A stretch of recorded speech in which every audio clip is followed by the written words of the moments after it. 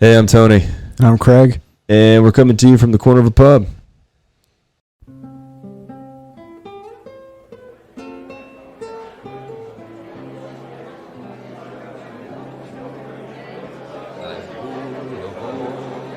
As the sun was setting on the bright meadows of Shelby, a rebel hand set the head of... So, I have a question for you. Okay. Pull it up here. I'm going to start interviewing you now. You good for this? All right, I'm glad you're on board. By the way, for those of anybody who's been listening and not watching, I want you to know Craig did a great job while ago. In the midst of our conversation, I had a Charlie horse hit me out of nowhere. Like, wanted to sit in the corner and cry for a minute. So I leap from the table. I'm trying not to roll on the ground. And this man, steel-faced, continues to talk and move forward with the conversation without even being distracted. I want to tell you kudos for that. Thanks for not caring about my health and well-being and continuing to move on ahead. I really appreciate that. I figure you'll either get over it or you won't. You know what? Look, if it continues to happen, if they amputate it, I don't have to worry about it anymore. This is true. So, just a thought. Anyway, kudos aside. All right. Austrian economics. Let the market move on its own. Yeah. Rothbardian individualism. Right. Rothbard, Murray Rothbard, Anatomy of the State, economic, what is it you have there? You actually have the name of that. Economic depressions. Their causes and cure. Listen, this is just one writing from Murray Rothbard. As Woods has said, you're never going to meet anyone that has read all of Rothbard. Just not going to happen. There's so much that man wrote during his lifetime. But some really phenomenal pieces of work. Anatomy of the State, it's a short read. You can find the audiobook for nothing, literally free. Get it. And that's another one of those foundational texts where I don't know how you argue it. And once you get your head wrapped around that, what the way that he describes the state, then I think it really does change things moving forward. Go on. Yeah, no, I agree. I was so giddy to see a local elected official in the last 2 weeks reading Bastiat's The Law that I went ahead and recommended Anatomy of the State, and I thought, great. I just dropped this person like 10 foot deep, took him out of the kiddie pool, dropped him 10 foot deep because he's only 10 pages into the law. So you're that, or you probably just won't have any more contact with you. No more FaceTime. Nope. He's at the door. Yeah. Never mind. By the door. So here's a question that comes up. All right. At least in academic circles and things like that. So in Rothbard type economics, okay? Crap, and you're asking me. Yeah. Go ahead. That's okay. We've got this. You've had plenty of beer. I expect nothing but complete genius.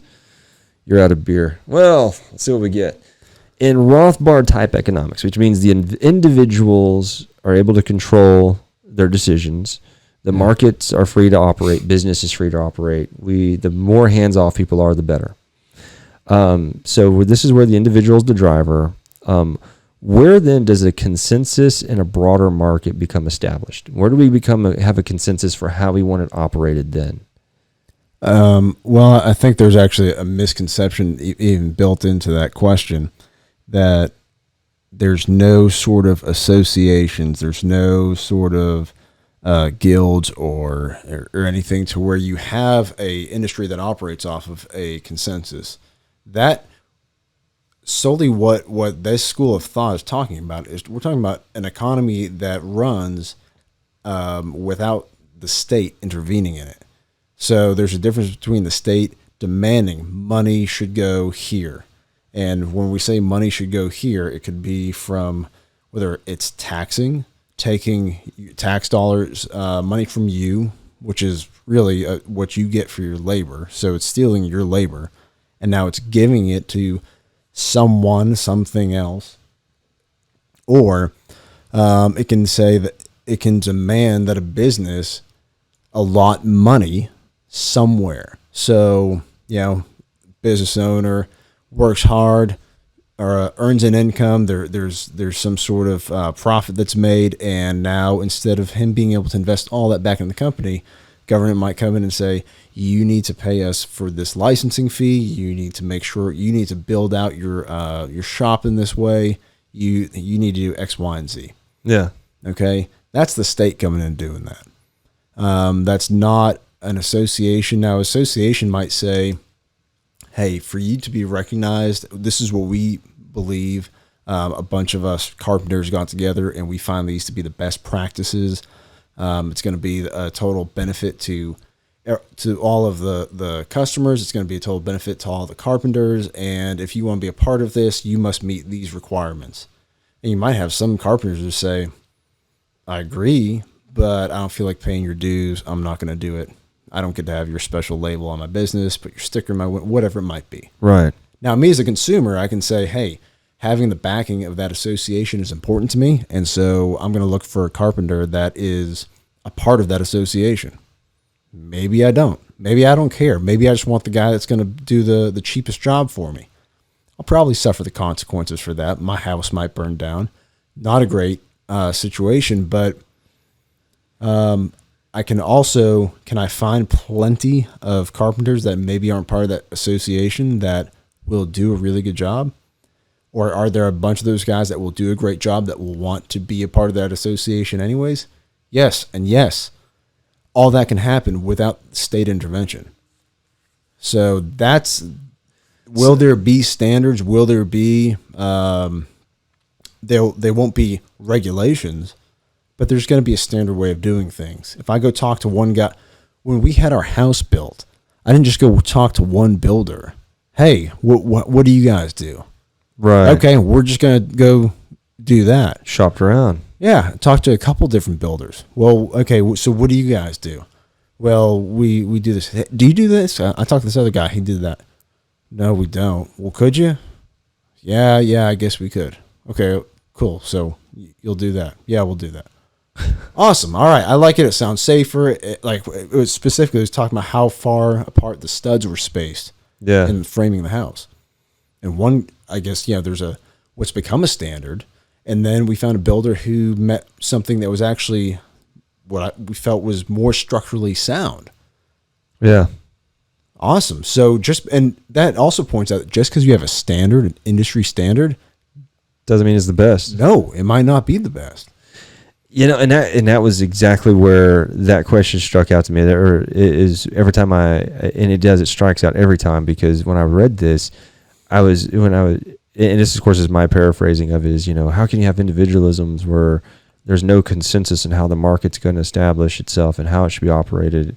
It all assumed there's going to be standardized practices that are going to be enforced and arbitrated, and that's it. Oh yeah, arbitration's huge. And then where's your innovation? Well, I mean, I don't know. I look at Uber and Lyft. Uber and Lyft was, to me, is a really cool idea. Did they have a lot of growing to do? Did they grow too fast? Absolutely. And the market controlled that. People didn't want to get into it till they got things, safe and practical and secure and all those types of things. But you had a lot of cities upset because what did it disrupt? Taxi services. Oh my gosh. Public transportation, things like that.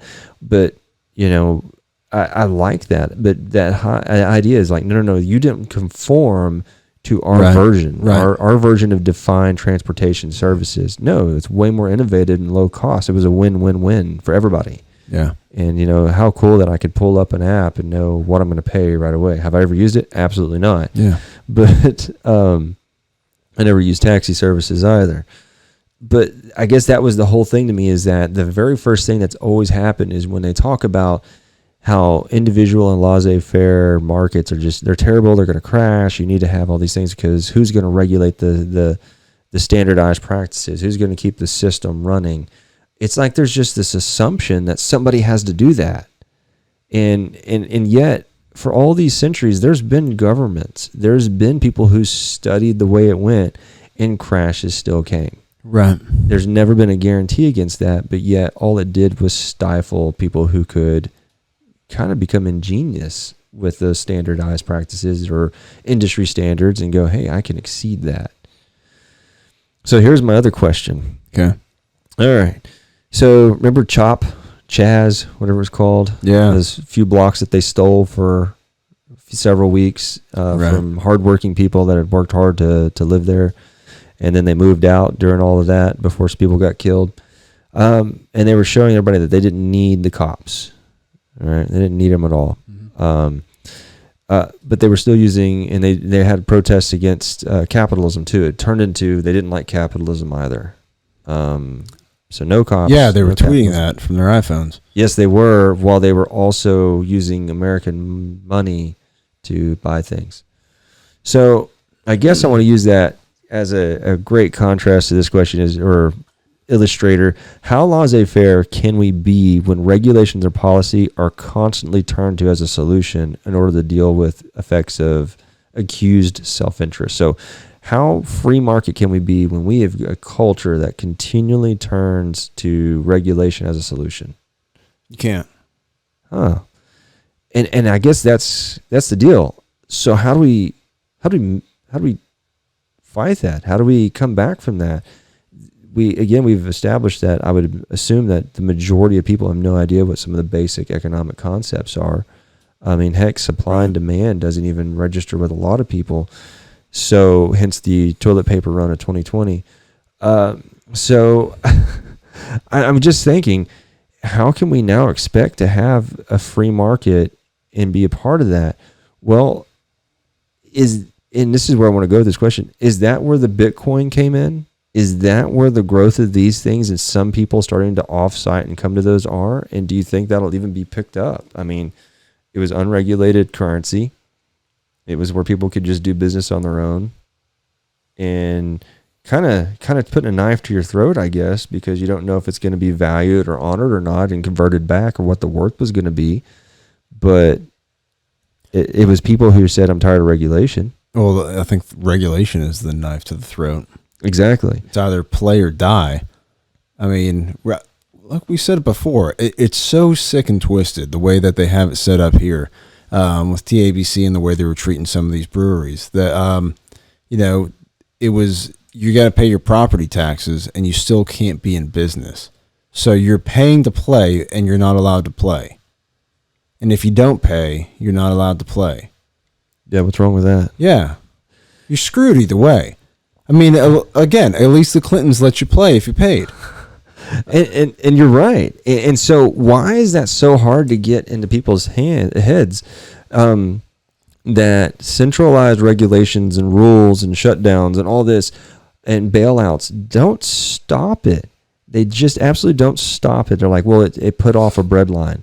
No, I think fundamentally there were some changes in how people operate and care about themselves and people understandings of debt and ratios and things, that we've come a long way that stifled that. Not, hey, I spent trillions of dollars of taxpayers' money and I saved the economy. No, it's still downturned. Right. They put off the breadline for tomorrow. Yeah. And that's what I'm afraid was coming. And you've listened to people like Schiff and them, and these people who've been right before in the real world, and they're making a great case right now to say, hey, it's not over. Look what's on the horizon. Look what this has cost us. We have to pay this. Right. So what happens now so you've got these people who are like, hey, let's turn to regulation. Regulation is costing us money. Fiscal policies that are pouring out. So isn't this all in the assumption that the U.S. dollar is still going to be the dollar for the world? That backup currency? Oh, yeah. What happens when tomorrow they go, I think we're done with that? Yeah. Oh, Whoops. Yeah, people will lose their minds. Well, and everybody in America loses everything. Yeah. And what's our backup plan? No, there is none. Well, it's the same thing with businesses that people say, well, how are they supposed to plan, be prepared for something like a pandemic? They need to have this. They need to have this money from the government to help bail them out. Well, when you create a society that's based off of debt, and that is basically what runs your economy is debt. Yeah, and you encourage it. You encourage the debt. Yeah. If you let interest rates go back up, you're going to encourage savings. People are going to save. You know what? Maybe now's not the time. I'll wait. And you're going to encourage savings. Now, if you artificially keep interest rates real low, you're going to encourage people to borrow more, and they're going to increase the debt. And now what's going to happen when you actually do have a pandemic?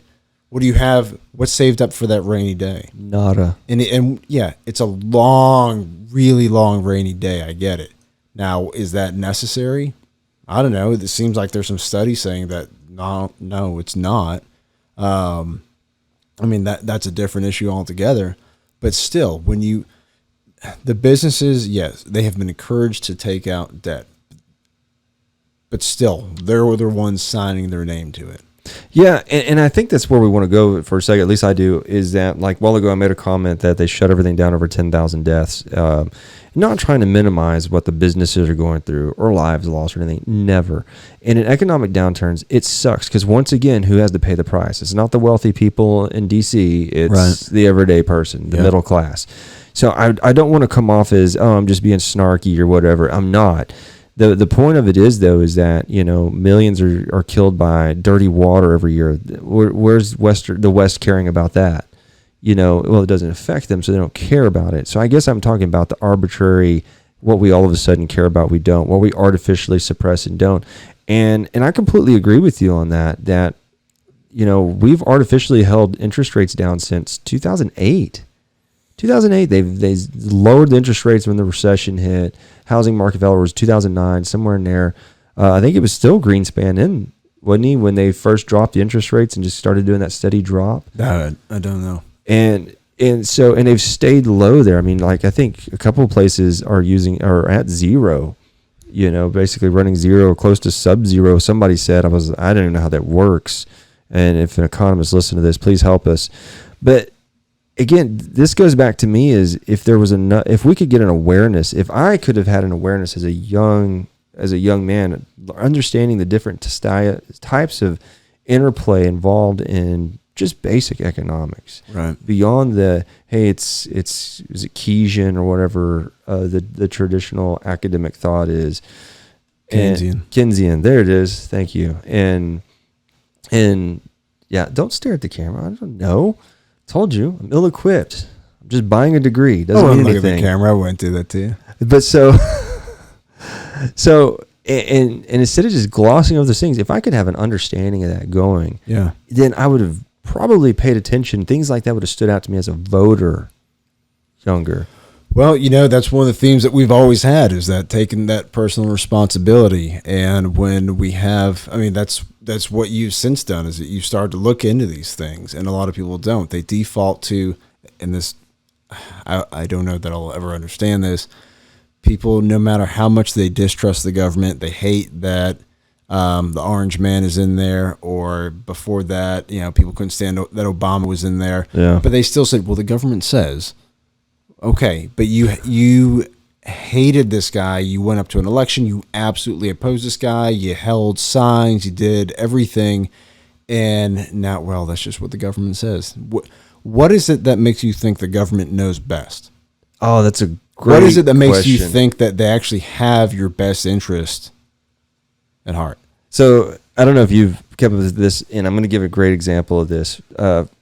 We're still pandemic, it's going to hell in a handbasket here in the South as hospitalization rates are dropping, ICU's dropping, nobody's dying. But hey, we have a lot of positives, so it's really bad, apparently, according to the news. It actually, have you heard about the Fauci exposing coming out about what he did back in the AIDS epidemic when the outbreak was You mentioned that the other day. Go ahead. Yeah.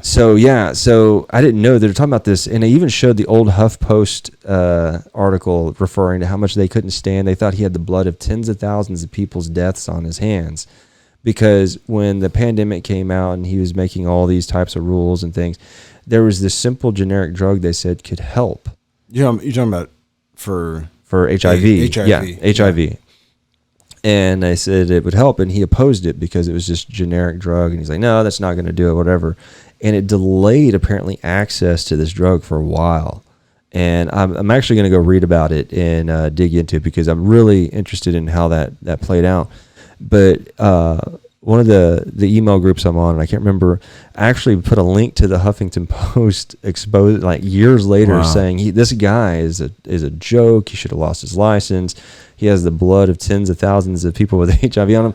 And these are the same people saying, but Fauci said, the government said, right. Like, well, wait, what happened? You said, and of course, and then the irony is there's this generic drug for COVID treatment out, and he's like, no, I'm against it. Right. Well, his credibility shot to me already. And now everybody else is like, no, but the government says. Yeah, this is the same guy. They asked him, well, can you talk about, when he was before Congress, can you talk a little bit about the health risks of poverty? He says, well, I really don't know anything about that.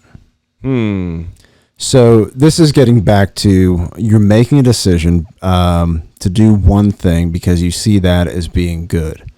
And you're completely ignoring what are the other effects of your decision. What are the effects of shutting down an economy? What are the effects of crushing a bunch of small businesses and people getting laid off? What are the effects of that? You're just looking at the effect of, well, we decided to do this because it would have this effect. Okay, it's going to have many other effects. All right? If you are let's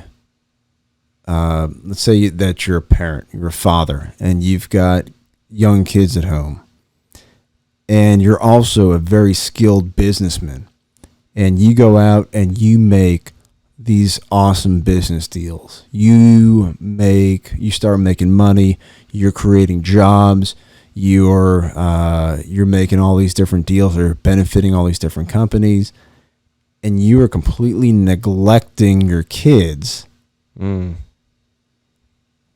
How much of a success are you? Now there's some that will, I'm pretty sure there's some people that are just not going to see that as being that big of an issue. We both know better. Most people are going to know better that the kids need to have that father present. Yeah. There will be effects, negative effects from that. There will be difficulties that will arise from that. You can't ignore that. And it's no different when we're looking at the economy. All right. If you ignore certain aspects of it, you will see that it will suffer in those ways. And so that's what we're suggesting. That's what the Austrian school is suggesting. You can't just say arbitrarily because the government says this is where money should be spent. There's no way the government has all that information that it needs for every single market across all walks of life.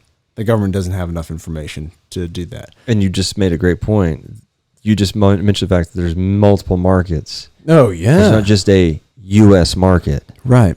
And so, no, you're absolutely right. Well, and there's different industries within that market. Yeah. All right. So if you favor one industry, if you favor one region of the country that it is very industrial, and you have policies, foreign policies that benefit that industrial area, and you hurt the agricultural area, you're going to have some problems. Oh, yeah. That agricultural area is probably going to be rather upset by that.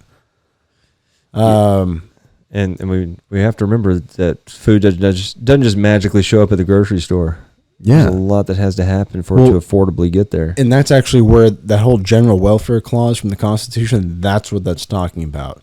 The federal government can't go making these policies that are benefiting that industrial part of the country, and it might be trade deals that are going to benefit industry, but ends up hurting agriculture.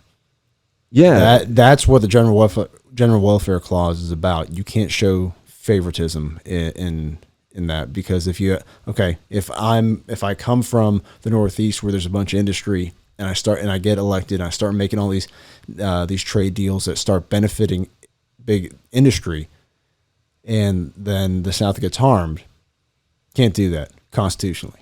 Right. And then on the flip side too, again, what was the outcry of Chop and Chaz though? These people that are going to rail against the government and capitalism. More government. Oh, that's what it was, wasn't it? Until more government is pepper spraying you in the face. dang it, I hate when I get pepper sprayed in the face by government. Wait, that's never happened to me because I've never had to be in a situation. If we start from the basis that I don't need government to tell me how to run my life, and you don't need it, and we go ahead and we start conducting our affairs accordingly, there will not be any need for government to intervene in that. And here we are, but again, saying, what if that were to happen on a mass scale? Because some dude down in the city just can't seem to just operate daily without harming somebody else, so he has to be babysat every day, whether he's being rearrested or he's still waiting out his time in county or in state. I don't need that. I don't need somebody to tell me to do the right thing either. I know to do the right thing. I generally do that. As a matter of fact, no matter how much government you have, if people aren't genuinely going to do the right thing on a large scale, your country's going to fold in a heartbeat. And so really, when it comes to these things, I think now the idea is trying to empower people to see through these smoke screens of fiscal policy that's not necessarily a fiscal policy at all. It's a short-sighted, how does it benefit somebody else policy, and start to get these ideas of economic interplay and thoughts in schools to go, okay, wait. That actually doesn't make sense to what we value here, how we operate, how our business is conducted. And you know, and one of the other smoke screens to me too is everybody looks at the stock market. That is not the indicator for what's really going on. But again, you have so many Americans so far removed from the foundations of these things, they don't know what are the indicators. What do you look at? And even I came in stating at the beginning of this that I feel ill-equipped for this conversation, having taken all these classes. So to me, the big answer we have here is not only could we have that fundamental understanding for those who do have that to say, I don't need somebody to babysit my transactions. Let's just do business and let's. You're going to have to earn my business. I'm going to, and I'm going to have to earn my paycheck. And every transaction's a risk. It is. I might get burned in the process. And if I don't learn, shame on me. Yeah. And you know what? What would happen if I just said, hey, this guy's the cheapest, but he's got a 1-star rating. Man, that's my electrician right there. Yeah. Well, now my house is going to burn down. What's that review say? Yeah. And so instead, it was a calculated risk now. Yeah. And it benefited us. It benefited him. If I can only afford that guy, well, then maybe that's the best that I can do. Maybe I've also got enough money to know, hey, I can't afford any of these guys, but I can go ahead and maybe I've got enough money to go ahead and learn how to do some of this myself. Yeah, and better yourself out of it. And so to me, this is going to tie right back into our behavioral rant we had several weeks ago. It all ties in, yeah. It does. I mean, we've talked politically, we've talked relationally, we've talked behaviorally, and now when we get to economics, to me, this is where we start to see how important it is to get these interplays of all these concepts together and to start introducing these ideas to a generation or two that it skipped. Yeah. I mean, not that they skipped civics, they skipped how these concepts actually drive each other and how they work. I mean, the psychology behind COVID was way more damaging than anything else, it seemed like. The hysteria that just sank into this one thing. As a matter of fact, what is his name? Was it Mark Wahlberg? Let's see. Woolhouse. Mark Woolhouse. I was going to say. He's a professor of infectious disease and epidemiology, and he's a member of the Scientific Pandemic Influenza Group on Behaviors, and they advise the government. And I like it. He says, at the time, I agreed with lockdown as a short-term emergency response because we couldn't think of anything better to do. He confesses it was a panic measure and now calls it a monumental mistake. Thank you, Mr. Woods, for sending that out. And sure enough, you can go find the interview and voila. The only way to fight back against this is people have got to be educated in this. People have got to understand that one narrative is not, like you said, it's not the industry standard. It's not the favorite. It's not the best practice. And you've got to let people be exposed to those other ideas to go, man, you know what? I see now that there's going to be a cost to what Mr. Biden's promising or to what Representative so-and-so is promising, and who's going to pay that cost, and what's that cost going to look like by the time it makes it to me. And so to you and I, we may be already there to say, hey, I don't need to be babysat. But what for everybody else that's just expected or accepted a general teaching? You've got to start getting these ideas out there. You're going to pay for their babysitter. Yeah, probably. Not if I raise minimum wage to $15 an hour. That'll do it. That'll get you a really good babysitter then, right? Yeah. My gosh, I didn't even think about applying that to babysitters. You know, I put a kudos out there to all these institutes that are trying to get the message out there, that are getting out there. Was it Fee?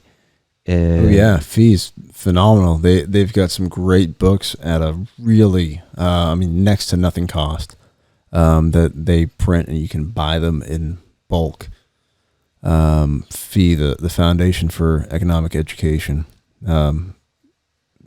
especially when Larry Reed was running that thing.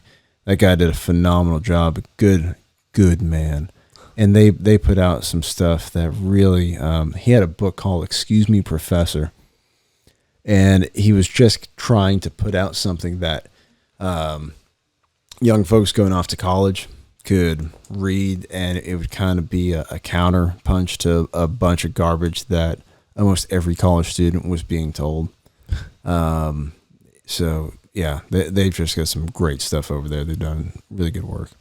See, and kudos to these folks that are trying to get this message out there, to trying to encourage people to be knowledgeable, to see things beyond just the smoke and mirrors of what's called fiscal policy and what's called helping out the working class America. And hopefully we'll spotlight some of their links at the bottom of this episode. Yeah. And we'll also spotlight some coming up. I'd like us maybe to do some current events and how these apply. I mean, I'd like to dive deep into what the TABC's been doing and some of these other things, and really explore some of these other interplays. But for anybody else wanting to know more about economics, I would suggest that we'll put Craig's cell phone number in the comment section. You feel free to call him at all hours. He is the leading expert on all these things. Have the highest standards you can possibly imagine, and feel free to give him a call at any time. Outstanding.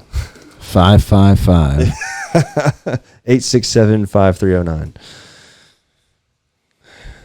Yeah, that was a song. Do you feel shame? Yeah, I do. Good. Look, no, I am married to a woman that cherishes that whole decade and a half of music, and I hear it every day. I heard my son singing, what was it? Some pop song. And I was like, come with me. We're taking a drive, and we're just going to put on some Metallica, and we're just going to roll for a while, and I just want you to soak it in. You're also married to a woman that's never seen Good Will Hunting. Yeah, that's true. That's very true. That's on you, my friend.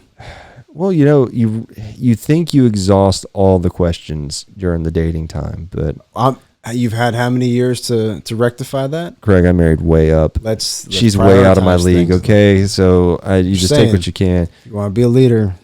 She's hot. She's hot, and she liked my football team at the time and thought I was cute. I was like, that's going to be about all I'll ever find in life, right there. And then she's way smarter than me too. So she must have gone to that 1-star eye doctor. See, this is before consumers were empowered. Before there was all the review.